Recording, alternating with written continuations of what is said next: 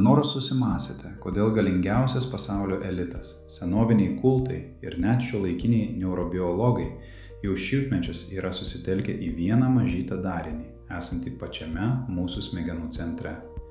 Pažvelkite į Vatikaną. Pagrindinėje aikštėje stovi milžiniška bronzinė kankorėžinė struktūra, o tas pats simbolis kartojasi ir popiežiaus lazdos viršuje. Pažvelkite į senovės Egipto faraonų pomirtines kaukes, kuriuose iš kaktos kyla gyvatė. Tai nėra atsitiktinumas ar dekoras, tai užkoduota žinutė, kuri tūkstančius metų buvo tiesiog prieš mūsų akis. Legendinis slaptųjų žinių tyrinėtojas Manly Hallas savo veikale Okultinė žmogaus anatomija šį darinį vadino Šandoros skrynia ir teigė, kad tai trečioji akis. Rudimentinis organas, kuris kadaise jungė žmogų su nematomomis realybėmis, bet vėliau užmigo. Pasak Manly Hallo, tas, kuris sugebės pažadinti šį miegantį mechanizmą, įgis valdžią savo sąmonei. Ilgą laiką oficialus mokslas šias idėjas atmetė. Praėjusio amžiaus 9-ojo dešimtmečio medicinos vadovėliai skelbė, kad kankorėžinė struktūra, dar vadinama epifize, tai yra nereikalingas rudimentas, o tai, kas randama jos viduje, buvo paniekinamai vadinama smegenų smėliu. Magnetinio rezonanso vaizduose ir skrodimų metu matytos kalcio sankaupos buvo laikomos senėjimo požymiu. Kuo jų daugiau, tuo organizmas laikytas senesniu. Atrodė, kad viskas aišku. Mistikai kalba apie dievišką akį, o mokslas mato tik kalcį. Tačiau 2002 metais viskas pasikeitė. Tyrėjų grupė, vadovaujama daktaro Bakanija, nusprendė pažvelgti giliau, o vadinamasis smegenų smėlis buvo ištirtas skenuojančiu elektroniniu mikroskopu. Tai, ką jie pamatė, sukrėtė biofizikų pasaulį. Tai nebuvo chaotiškos nuosėdos, tai buvo tobulos geometriškai taisyklingos kalcito mikrokristalų struktūros. Šimtai, tūkstančiai mikroskopinių kristalų yra jūsų galvos viduje šiuo metu. Tačiau svarbiausia buvo ne jų forma, o jų fizinės savybės.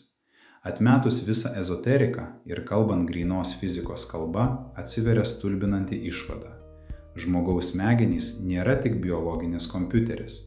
Jie veikia kaip imtuvas, o mūsų galvoje egzistuoja realus fizinis modulis, skirtas ryšiui su kvantiniu lauku.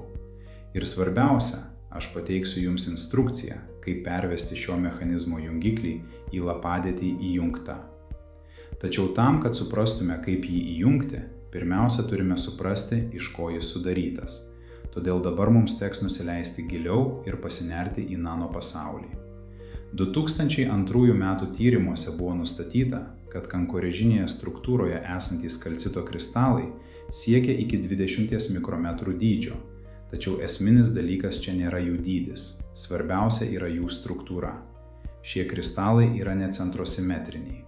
Suprantu, tai skamba kaip nuobodi paskaita universitete, bet neskubėkite perjungti, nes fizikos pasaulyje centrinės simetrijos nebuvimas yra pagrindinė sąlyga atsirasti reiškiniui, kuris daugeliui atrodo kaip magija.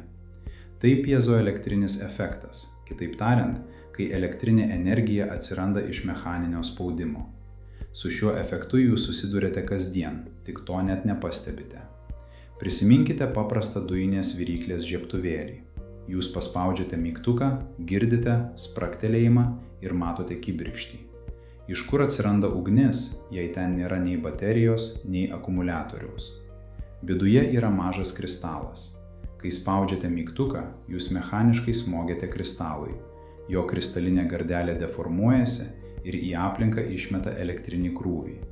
Mechaninis veiksmas virsta elektra. Tai ir yra piezo efektas. Lygiai tas pats principas veikia kvarciniuose laikrodžiuose, mikrofonuose ir, kaip paaiškėjo, jūsų smegenų centre. Daktaras Bakanija savo ataskaitoje šios kristalus tiesiogiai vadina elektromechaniniais skaitikliais. Akimirkai sustokite ir suvokite šio fakto mastą. Jūsų epifizė yra pilna kristalų, kurie gali generuoti elektrinį lauką, jei jie staigiai suspaudžiami. Tačiau čia slypi dar viena svarbi detalė. Piezo efektas veikia abipusiai. Jei kristalui paduodama elektra, jis pradeda vibruoti, o jei kristalas suspaudžiamas, jis generuoja elektrą. Būtent taip veikia radijo imtuvai. Pirmieji primityvūs radio aparatai buvo kuriami naudojant kristalus. Kristalas pagauna nematomą bangą iš eterio, pradeda vibruoti rezonanse su ja ir paverčia šią vibraciją garsu arba signalu. Vadinasi, senoviniai tekstai nemelavo. Kai jogai kalba apie vibracijų kėlimą ar derinimąsi prie dažnio, jie nenaudoja metaforos. Jie aprašo realų inžinerinį procesą, jūsų biologinio imtuvo derinimą. Jūsų smegenys iš tiesų pajėgios fiksuoti dažnius, esančius už matomo spektro ir girdimo garso ribų. Tačiau čia ir slypi pagrindinė problema. Daugumos žmonių šis imtuvas yra išjungtas. Kristalai yra ramybės būsenoje. Jie miega. Kad žiebtuvėlis duotų kibirkštį, jį reikia paspausti, o kad kristalai smegenyse pradėtų veikti, juos reikia suspausti. Bet kaip fiziškai paspausti savo smegenų centrą, jei pirštu ten nepasieksi, kaukolė per kieta, o daužyti per galvą neišeitis? Ir gamta, kaip visada, pasirūpino paprastu sprendimu. Ji sukūrė genialų hidraulinį mechanizmą, apie kurį mokyklose nekalbama. Čia verta atsigręžti į daktaro Joe Dispenzos darbus, kuriuose jis sujungia neurobiologiją ir kvantinę fiziką. Savo knygoje Antžmogiškas protas jis aprašo procesą, kurį galima pavadinti vidiniu hidrauliniu presu. Pažvelkime į anatomiją. Jūsų nugaros ir galvos smegenys plūduriuoja specialiame skystyje, likvore arba smegenų skystyje. Ir tai nėra paprastas vanduo, tai elektrolitas, prisotintas baltymų ir druskų, laidžioji terpė, per kurią ir paleidžiamas šis mechanizmas. Šis skystis nuolat cirkuliuoja. Jis leidžiasi stuburu žemyn į kryžkaulį, į patį stuburo pagrindą ir vėl kyla aukštyn stuburu į kaukolę. Tačiau įprastoje būsenoje, kai gyvenate įprastą gyvenimą, kvėpuojate paviršutiniškai, daug sėdite ir mažai judate, šis srautas būna labai silpnas. Skystis teka vangiai, užsistovi, slėgio beveik nėra ir visa sistema lieka pasyvi. Tačiau Joe Dispenza paaiškina, kaip mes galime paversti savo stuburą galingų siurbliu. Prisiminkite paprastą dantų pastos tubelę. Jei norite išspausti pastą, jūs spaudžiate ją iš galo, susidaro slėgis, kuris pastą išstumia į priekį. Lygiai taip pat veikia ir mūsų kūnas. Egzistuoja speciali kvėpavimo technika, naudojama kundalini jogoje, kurią Dispenza pagrindė moksliškai. Jūs giliai įkvėpėte ir įkvėpimo metu pradedate sutraukinėti tarpvietės raumenis, tuomet intymius raumenis, tada įtraukiate apatinę pilvo dalį, po to viršutinį pilvo presą, tarsi spaustumėte save iš apačios į viršų. Jūs uždarote apatinį užraktą ir skysčiui nebelieka kur judėti, išskyrus aukštyn. Kiekvienas toks įsitraukimas stumia likvoro tūrį aukštyn stuburo kanalu. Srautas pagreitėja ir tuo momentu jūs suvaikote kvėpavimą, dar stipriau įtempiate raumenis, tarsi stumdami energiją į galvą. Fizikos požiūriu smūginė smegenų skysčio banga trenkiasi į kaukolės vidų, tačiau kaukolė yra uždara erdvė, kieta kaulinė struktūra, todėl skysčiui nėra kur plėstis. Dėl to atsiranda tai, ką medicina vadina padidėjusiu intratekaliniu slėgiu. Paprasčiau tariant, skystis pradeda spausti smegenų skilvelius iš vidaus, o būtent jų sandūroje yra kankorėžinė struktūra. Įsivaizduokite šią akimirką. Galingas skysčio srautas smogia epifiziai. Kalcito kristalai jos viduje patiria milžinišką mechaninį suspaudimą. Suveikia piezo efektas ir milijonai mikrokristalų vienu metu tarsi užsidega, išlaisvindami elektrinį krūvį. Miegantis akmuo pabunda, struktūra pradeda vibruoti. Aplink ją susiformuoja stiprus elektromagnetinis laukas ir būtent tuo momentu jūsų vidinė antena tarsi išsiskleidžia, pradeda skenuoti erdvę, maitinimas įjungtas. Gamta mums paliko ir natūralų mechanizmą, galintį suaktyvinti šį procesą – tai orgazmas. Jo metu vyksta stiprūs spazmai dubens srityje, kurie sukuria galingą hidraulinį smūgį iš dubens į smegenis ir aktyvuoja tą patį piezo efektą. Kuo stipresni spazmai, tuo didesnė elektros iškrova. Panašus mechanizmas gali pasireikšti ir didžiulio išgąsčio ar mirties pavojaus akivaizdoje, kai kūnas refleksiškai sukuria stiprius dubens ir pilvo spazmus. Tačiau elektra yra tik pradžia. Tai, kas vyksta toliau, skamba kaip mokslinė fantastika, tapusi realybė. Bakanie tyrimas atskleidė dar vieną šių kristalų savybę, vadinamąją antrosios harmonikos generaciją. Išvertus iš mokslo kalbos į žmogišką, kalcito kristalai geba keisti energijos dažnį. Jei į kristalą patenka vieno dažnio banga, išėjusi ji gali turėti dvigubai aukštesnį dažnį. O dažnio pakelimas reiškia spinduliuotės pokytį. Kristalai gali paimti nematomą energiją, šiluminę ar vibracinę, ir paversti ją matomą šviesa. Prisiminkite žmonių pasakojimus apie artimos mirties būseną, gilų transą ar psichodelinę patirtį, apie kurią rašo Rick Strassmanas knygoje DMT – dvasios molekulė. Visi jie kalba apie tą patį, apie akinančią baltą šviesą galvos viduje, apie įsižiebusią vidinę saulę. Skeptikai tai vadino haliucinacijomis, deguonies trūkumu ar išprotėjusiais neuronais. Tačiau biofizika sako kitaip. Tai gali būti realūs fotonai. Kai piezoelektrinis efektas suaktyvina kristalus, jie pradeda švytėti ir absoliučioje kaukolės tamsoje, kur nėra akių, užsidega biologinis lazeris. Senoviniai tekstai tai vadino nušvitimu, aureolės spindesiu ar auksinė šviesa, o mokslas tai vadina bioliuminescencija. Epifizės vidus padengtas audiniu panašiu į akies tinklainę. Joje yra rudimentinių vazdelių ir kitų darinių. Ir kai kristalai sužimba, ši vidinė akis regi ne lempos šviesą, o aukšto dažnio informacijos šviesą.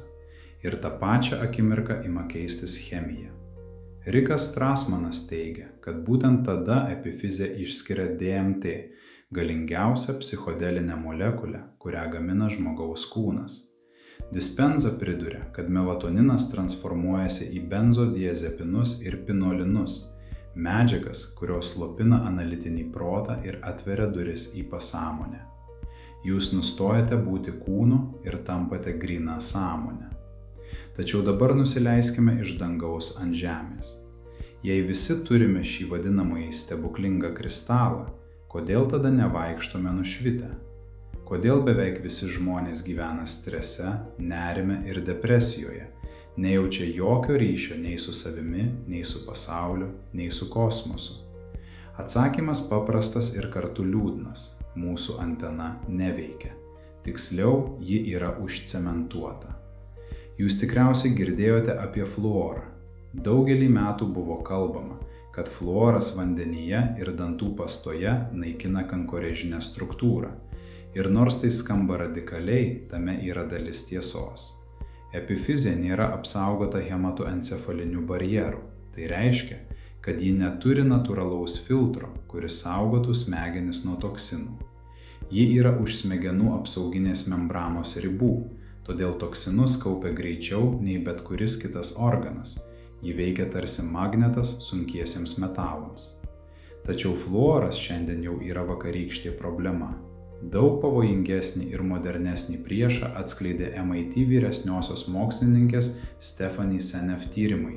Tai mirtinas dviejų medžiagų aljansas – aliuminio ir glifosato.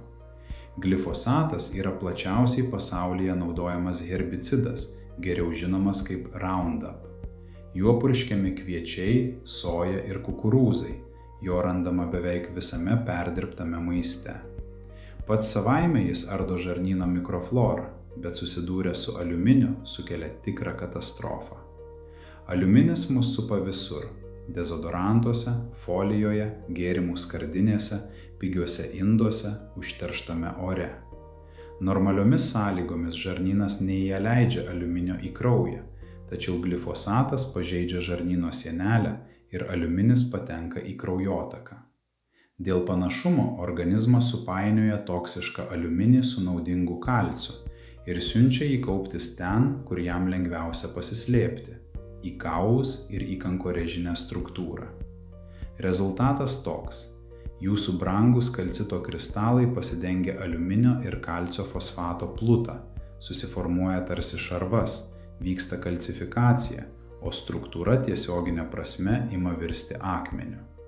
Sustingęs kristalas nebegali susispausti, piezo efektas nebeveikia, antena užgęsta ir žmogus tampa tarsi biorobotas, aptarnaujantis tik bazinius poreikius – maistą, miegą, dauginimąsi ir saugumą, o dvasinis ryšys nutrūksta fizinėme lygmenyje. Ar yra išeitis? Ar įmanoma suskaldyti šį betoną? Mokslas pateikia netikėtą atsakymą. Kankorėžiniai struktūrai kritiškai reikalingas sulfatas. Būtent sulfatas geba surišti aliuminį ir padėti jį pašalinti iš organizmo. Tačiau paradoksas tas, kad mes beveik praradome gebėjimą jį sintetinti, nes šis procesas tiesiogiai priklauso nuo saulės šviesos. Ne tik nuo vitamino D, bet ir nuo tiesioginės natūralios šviesos, patenkančios į akių tinklainę. Kai žiūrite į natūralią dienos šviesą be akinių ir be stiklo, signalas per regos nervą keliauja tiesiai į epifizę ir stimuliuoja cholesterolio sulfato gamybą. Būtent iš čia kilo senovinės praktikos sėdėti ir stebėti saulėtekį ar saulėlydį. Tačiau šiandien mes sėdime biurų dėžėse po dirbtiniu LED apšvietimu, o išėję į lauką užsidedame tamsius akinius, nes esą saulė kenkia. Taip mes patys nukertame savo maitinimo laidą. Norite susigrąžinti intuiciją? Nusiimkite akinius, sutikite saulėtekius, parodykite savo akims tikrą dangų. Tai ne romantika, tai neuro įrangos techninė priežiūra. Ir štai mes artėjame prie paskutinės dėlionės detalės. Tarkime, jūs pradėjote detoksikaciją, nuvalėte kristalų apnašas, išmokote kvėpuoti ir kurti slėgį, kristalas aktyvuotas, bet radijas vis dar šnypščia ir aiškaus signalo nėra. Kur klaida? Klaida ta, kad bandome atverti duris į kvantinį pasaulį tik savo galva, o raktas yra žemiau, širdyje. Fizika čia labai paprasta. Kiekvienam imtuvui reikia nešančiosios bangos. Smegenys yra elektrinis organas, o širdis magnetinis. HeartMath instituto tyrimai parodė, kad širdis generuoja elektromagnetinį lauką, kuris yra 5000 kartų stipresnis už smegenų. Tai didžiulis toras, tarsi energetinis riestainis, supantis jūsų kūną kelių metrų spinduliu. Jei gyvenate baimėje, nuoskaudoje, pavyde ar nuolatinėje skuboje, širdies ritmas tampa chaotiškas. Grafikuose tai atrodo kaip nutrūkusi aštri kreivė, vadinama nekoherencija. Jūsų magnetinis laukas virsta baltuoju triukšmu, o epifizė, kaip itin jautri antena, per šį triukšmą girdi tik nerimą. Joe Dispenza eksperimentiškai įrodė, kad vadinamoji magija prasideda tik koherencijos būsenoje, kai jūs ne šiaip galvojate pozityviai, o iš tikrųjų jaučiate dėkingumą, meilę gyvenimui ir įkvėpimą. Tuomet širdies ritmas tampa lygus, banguojantis, magnetinis laukas susistruktūruoja ir ši banga kylama širdies aukštyn, tarsi apkabina smegenis, sinchronizuoja pusrutulius ir tik tada šiame tvarkingame lauke aktyvuotas epifizės kristalas pagaliau pagauna signalą. Širdis yra stiprintuvas, o smegenys imtuvas. Ir be stiprintuvo jūs pagaunate tik trūdžius. Senovės egiptiečiai tai žinojo. Mirusiųjų knygoje širdis buvo sveriama prieš Maat plunksną. Ir jei širdis sunkino baimės bei nuoskaudų, kelias aukštyn užsidaro. Dabar mes suprantame, tai buvo ne vien religija, tai buvo biofizikos instrukcija. Apibendrinkime. Visa tai, ką legendos ir mistiniai traktatai kalbėjo apie trečiąją akį, šiandien įgauna kūną ir kraują. Senovės žmonės piešė Horo akį taip, lyg matytų smegenis pjūvyje, su stulbinančiu tikslumu rodydami į talamą ir epifizę. Mes tai vadiname sudėtingais terminais – piezoelektrinį neurotransferių su kvantinės demoduliacijos galimybė, tačiau esmė ta pati. Jūsų kūnas nėra mėsos skafandras, tai aukštųjų technologijų biologinė sistema su kristalais transformatoriais, hidraulinė paleidimo sistema ir magnetiniu stiprintuvu krūtinėje. Klausimas tik vienas – ar jūs esate šios sistemos operatorius, ar ji rūdyje jūsų įpročių sąvartyne? Dabar jūs turite instrukciją – valymas, saulės šviesa akims, mažiau aliuminio ir glifosato. Energija, dėkingumo emocija širdyje. Paleidimas, kvėpavimas ir slėgis. Išbandykite, netikėkite, o patikrinkite. Pajuskite spaudimą galvos centre ir žinokite. Tai ne fantazija, tai piezoelektra veiksme. Ir dabar pabaigai prisiminkite vieną dalyką. Visa ši istorija nėra apie stebuklus iš išorės. Ji apie mechanizmą jūsų viduje, apie sistemą, kuri arba veikia, arba yra užblokuota. Ir jei norite ją pažadinti, jums nereikia tapti mistiku, vienuoliu ar genijumi. Jums reikia 3 paprastų žingsnių. Valymo, kad kristalai nebūtų užcementuoti. Energijos, kad širdis sukurtų koherenciją. Ir paleidimo, kad kvėpavimas sukurtų slėgį ir sužadintų piezo efektą. Ir štai jūsų praktinis veiksmas šiandien, ne rytoj ir ne kada nors. Išeikite į dienos šviesą bent kelioms minutėms be tamsių akinių. Leiskite akims pamatyti tikrą dangų. Tada atsisėskite ramiai, vieną ranką uždėkite ant krūtinės, pajuskite širdies ritmą ir sąmoningai sužadinkite dėkingumą už bet ką, kad ir už tai, kad kvėpuojate, kad esate gyvas, kad dar turite galimybę keisti savo būseną. Ir tik tada giliai įkvėpkite, sutraukite tarpvietę, pilvo apačią, pilvo viršų, tarsi spaustumėte tūbelę iš apačios į viršų. Sulaikykite akimirkai ir paleiskite ilgą iškvėpimą. O dabar svarbiausia – stebėkite. Ne fantazuokite, o stebėkite. Ar atsiranda spaudimas galvos centre, ar keičiasi vidinė tyla, ar kūnas pereina iš įtampos į ramybę. Nes tai ir yra tikrasis indikatorius, ne žodžiai ir ne teorijos, o jūsų nervų sistemos atsakas. Jeigu norite, šį eksperimentą kartokite kelias dienas iš eilės, trumpai, be fanatizmo, bet reguliariai ir pažiūrėkite, kas keičiasi jūsų miege, reakcijose ir vidinėje būsenoje. Tik tada suprasite, ar įjungta jums yra tik graži metafora, ar realus vidinis persijungimas, kuris buvo užkoduotas daug seniau, nei mes įsivaizduojame. Ir pabaigai. Sustokite akimirkai. Tyloje kūnas prisimena tai, ką protas pamiršo. Kvėpavime atsiveria durys, o ramybėje nubunda senas vidinis kelias. Viskas, ko ieškote, jau teka jumyse. Tyliai, kantriai, be pastangų. Leiskite savo iškvėpti, atleisti įtampą ir sugrįžti. Grįžti ten, kur visada buvote, į gyvą, ramų savo vidų, iš kurio gimsta aiškumas, jėga ir tikras ryšys. Jeigu jaučiate, kad šis kelias jums artimas, prenumeruokite kanalą, kad per kitus vaizdo įrašus galėtumėte dar giliau pažinti save. Ir nepamirškite paspausti patinka, taip jūs palaikote šią erdvę ir padedate jai augti.